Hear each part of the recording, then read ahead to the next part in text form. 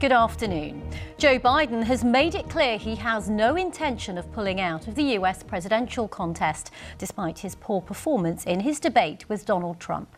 In another blow to the Democrats, the New York Times newspaper has called for President Biden to drop out of the race, saying the party would have a better chance with another candidate. Our North America correspondent David Willis has more. Fired up by a faithful crowd, Joe Biden took to the stage in the swing state of North Carolina, seemingly unfazed by the torrent of bad headlines his disjointed debate performance had generated. I don't debate as well as I used to, but I know what I do know. I know how to tell the truth. He seemed for all the world like a new man, reading from the teleprompter with a passion that had been all too absent the night before. Gentlemen, thanks so much for being here. Let's begin the debate, and let's start with... It was a far cry from the rasping and rambling performance on the debate stage that was all too often painful to watch. Everything we have to do with, look, if we finally beat Medicare, it's left his party in a state of crisis, yet despite rumblings about replacing their candidate, publicly at least, Democrats are circling the wagons. Referring to his own lackluster performance in a presidential debate in 2012, Joe Biden's former boss Barack Obama tweeted, "Bad debate nights happen. Trust me, I know." Despite being just 3 years younger than Joe Biden, Donald Trump has consistently condemned his rival as too old to be re-elected. But addressing supporters in Virginia, he said the question was less one of age and more one of competence. The question every voter should be asking themselves today is not whether Joe Biden can survive a 90-minute debate performance, but whether America can survive 4 more years of crooked Joe Biden in the White House. And the calls for Joe Biden to pull out of the presidential race are growing. This, the headline in an editorial in the New York Times, which goes on to declare Mr. Biden is not the man he was 4 years ago. I don't think so. The word from the Biden camp is that their candidate has no intention whatsoever of pulling out of the race. But much may depend on how he fares going forward and what the opinion polls make of his debate performance. David Willis, BBC News, Los Angeles. Now to the election here, and the Reform UK leader Nigel Farage has again insisted that footage which caught one of the party's campaigners using racist language about the Prime Minister was in fact a set-up. The comments were recorded by an undercover reporter for Channel 4. The broadcaster says it stands by its journalism and dismissed Mr Farage's suggestion that someone may have been paid to say what was said. With more, here's our political correspondent Damien Grammaticus.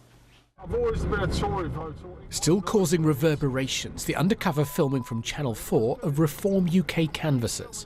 One suggested gay people were paedophiles. Another, this man, Andrew Parker, suggested people crossing the channel in small boats should be shot at, and used a racist insult to describe the Prime Minister. The leader of Reform UK, Nigel Farage. It's put the spotlight on Nigel Farage. Last night, he claimed Mr Parker was an actor and it was a set-up. This was a comedy act, but it was designed to hurt us. And sadly, some people believe it. And let me promise you. So who do you think would have done this, Nigel Farage? I want nothing to do with people like him, and he has nothing to do with us. But there were more questions about 3 of his candidates and comments they'd made. Live on air, Mr Farage appeared to disown them, saying he wanted nothing to do with them. Rishi Sunak has already condemned the comments made about him, describing them as shocking. He said he wanted to call out blatant racism when he saw it, and added there were clearly deep problems in Mr Farage's party. Nice to see you. The Labour leader was out meeting veterans this morning for Armed Forces Day.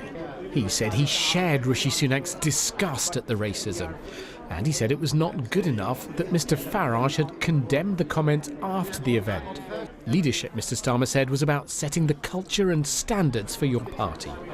Well, I am concerned about populism and nationalism, and I think in a time where in our country and across the world there are increasing challenges of every variety, the like of which we haven't seen until recent years. It's very important that we have a progressive answer to those challenges.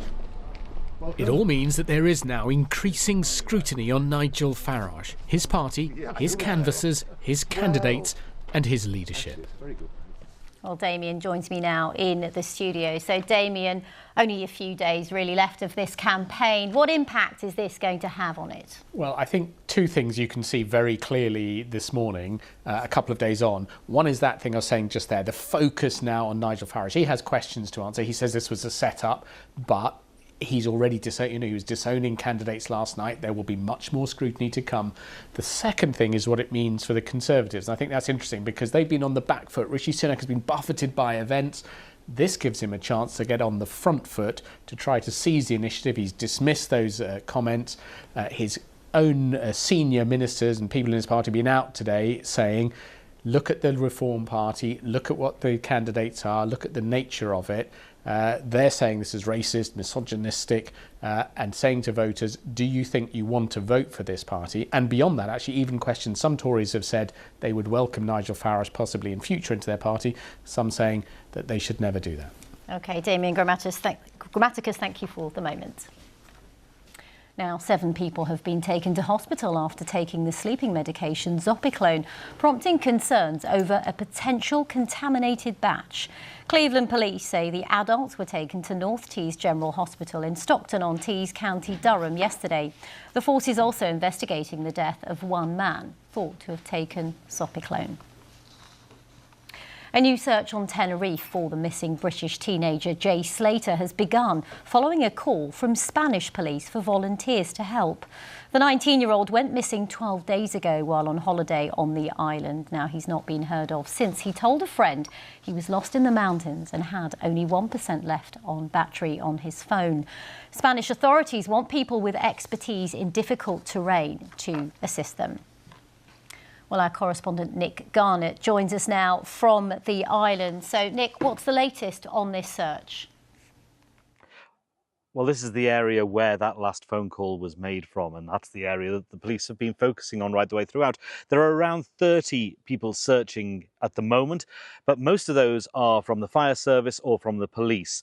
Only 5 members of the public came to join in with the search, but they're now working in different areas around here. So what they're being able to do today, which they haven't been able to do up to now, is to search separate areas all at the same time.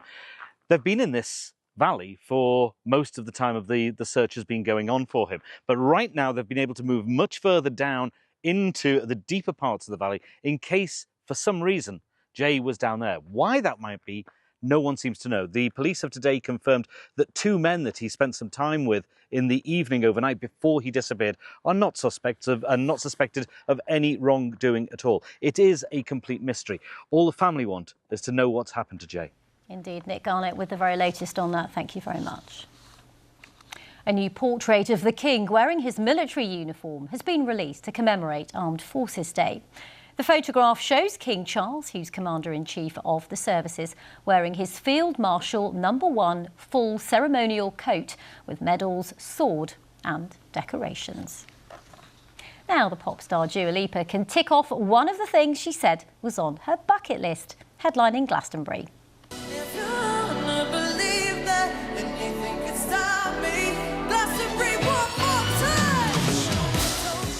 Well, she told crowds at last night's Pyramid stage that it was a moment she had dreamed of her entire life.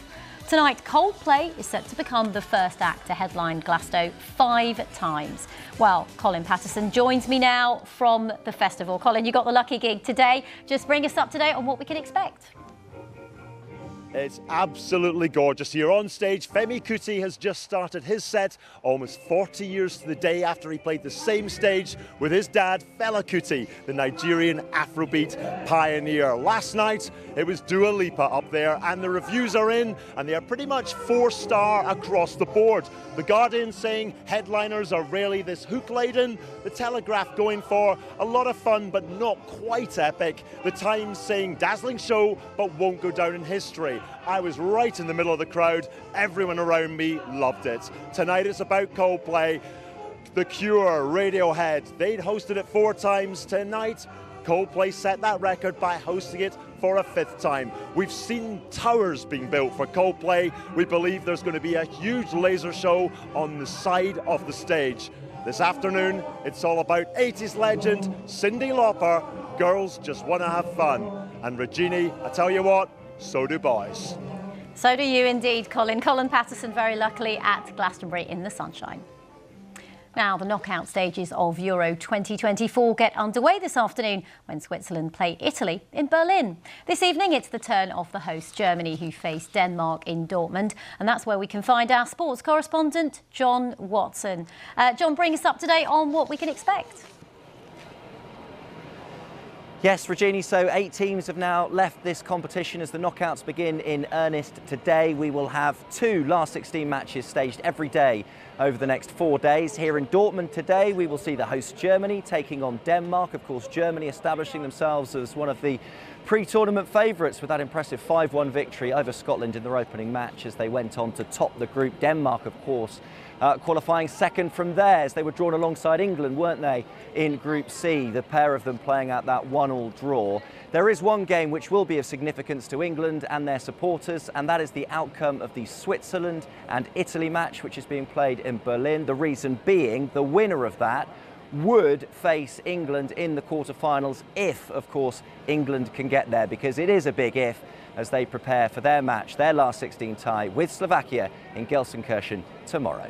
Thanks very much, John. Well, that's all from me this lunchtime. There's plenty more, of course, on the news channel and online. The next news here on BBC One is at 4:10. Good.